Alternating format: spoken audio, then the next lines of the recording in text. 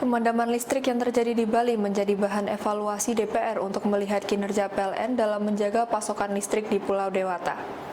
Anggota DPR asal Bali Nengah Senantara mengatakan bahwa hingga saat ini masih terjadi pemadaman listrik di berbagai daerah di Bali. Senantara meminta kepada PLN agar listrik Bali tidak lagi dipasok dari Jawa dengan membangun pembangkit sendiri di Pulau Bali.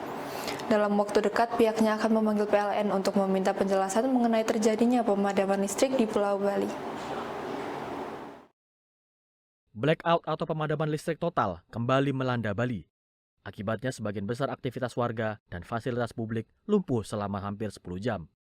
Pemadaman listrik mengancam keamanan pasien di rumah sakit, melumpuhkan layanan perbankan, serta menghentikan produksi di berbagai sektor usaha. Anggota Komisi 6 DPR RI Nengah Senantara menilai insiden ini sebagai bukti gagalnya PLN dalam menjaga sistem listrik di Bali. Ia menegaskan resiko ini akan terus ada selama Bali masih bergantung pada sumber listrik dari Pulau Jawa melalui kabel bawah laut. Pemerintah perlu membangun pembangkit listrik mandiri di Bali untuk menghindari krisis listrik berulang. Jadi sampai hari ini saya katakan di daerah-daerah Bali, di daerah luar seperti Singaraja, Bangli masih ada pemadaman. Dan anehnya pihak PLN juga menyatakan belum mengetahui di mana titik terjadinya blackout itu.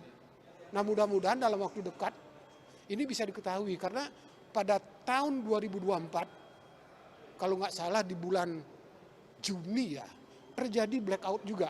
Tapi pada saat itu hanya waktunya singkat, hanya beberapa jam sudah bisa teratasi.